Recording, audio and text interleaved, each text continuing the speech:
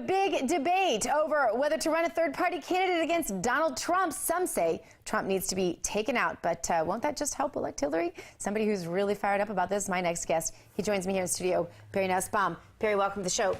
Barry, tell me, what are the Never-Trumpers thinking? Because I think they are very inauthentic to not just say that that the whole goal is to take Trump out, right? Yeah, I think there's a couple things, Dr. Gina. One, there is no alternative. We're a two-party system for centuries. Mm-hmm. A third-party candidate has never won. Right. A third-party candidate with the existing political structure and the laws state by state, it's mathematically impossible. Right. There's only been two successful candidates in the last 100 years, the last one obviously being my favorite for a few weeks before he went a little crazy, 30 years ago. And he got to 19%, mm-hmm. which was Ross Perot. Mm-hmm. And before that, you have to go all the way back to 1912 to Theodore Roosevelt, right. And he wasn't elected either. So anybody that says there's a legitimate chance is really being disingenuous. At a certain point, but at this point, they're insane. I mean, they're either lying to you or they're crazy. There's no in between at this point. I would say it's probably simply a matter of what you said in the intro. They don't want Trump so badly, yeah.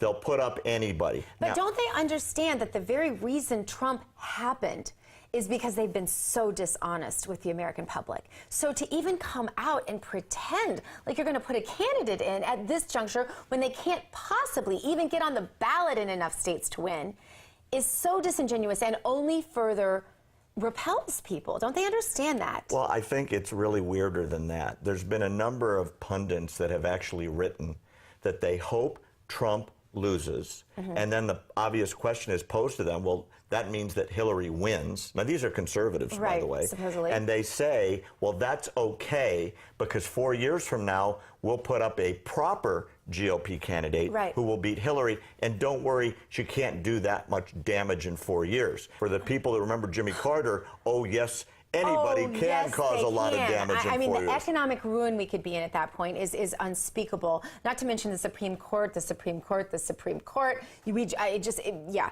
Okay, so I want to switch topics, though, because I really want to get to this, because I had a little go-around with on another network today, and I was really not happy about it, actually. Trump University trending today. A few ex-workers are calling the real estate school a fraud. Trump says the trial is rigged. They're reporting accusations in the media like they are fact. And then the things that have already been released about Hillary and her whole email scandal, or Hillary and her Benghazi scandal, or Hillary and her bimbo scandal, or whichever of the things you want to point to, the things that have been proven, those are still allegations in the mind of the liberal media. They just don't get it. Is this rigged against Trump? Boy, that is going to be the story on Trump till November, yeah. and beyond. Yeah. Something really interesting is starting to come out. Number one, Trump is being tried in the press, yes. by slow leaks coming out of the trial. What nobody yet has reported on is the following. And if you want to talk about conspiracy, here's a really good one for the mainstream press. Got my tinfoil hat, ready to go. Here's one for the mainstream press to go jump on. Mm-hmm. You've got a judge that from the podium here in San Diego, Donald Trump called very biased. Mm-hmm. He said something he shouldn't have, that the guy is Mexican. The reality is he was born in Indiana. He's Latino, mm-hmm. but that has nothing to do with it. What's bizarre is the judge is a Obama appointee and a Democratic political supporter. Right. The lawsuit is a class action. The judge picked two law firms to be certified as the class action representatives.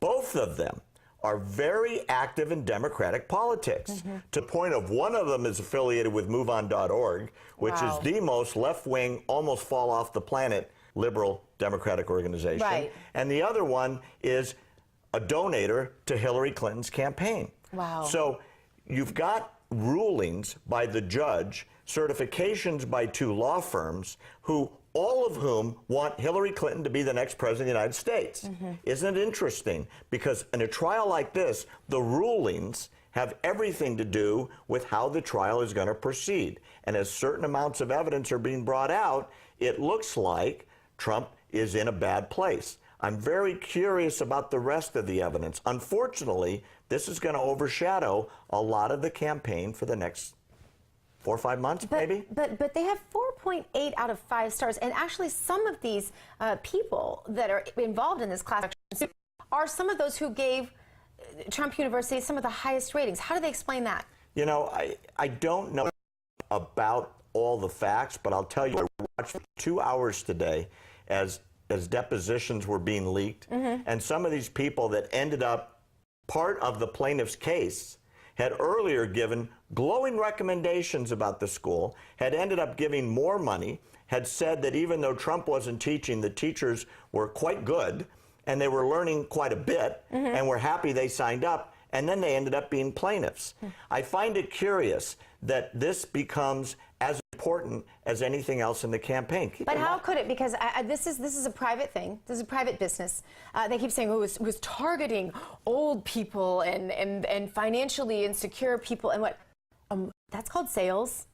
People do that every single day, and every single sales job target. I mean, if you're going to make that argument, then the commercials on the most left of the lamestream media who are repeating these lies, the commercials on their network are targeting the mentally weak, the poor, and the old, right? So, I mean, that's what sales is. So to accuse him of that, one, seems very disingenuous to me, but number two, you hold that up to the Clinton Foundation.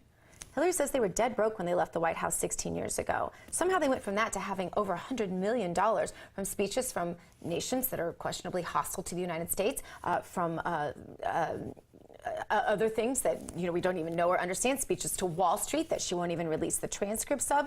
If there's something to be dangerous or afraid of, to me that's Hillary.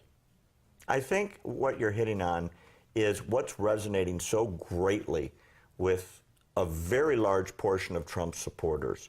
When Trump talks about the press is biased and the press is giving part of the story and the press is slanted, in the beginning there was a smattering of applause. Now people are understanding that the stories that they're getting are being adjusted and filtered by the source of that news, which is why you see people at Trump rallies standing ovations like crazy when he makes that exact point. Good point. Well, we're going to stay in touch with you, Barry. Thanks for being with us. Next, we check on the gorilla controversy that you're very much familiar with, and so we'll be back with more American Trends coming at you right after this. Stay where you are.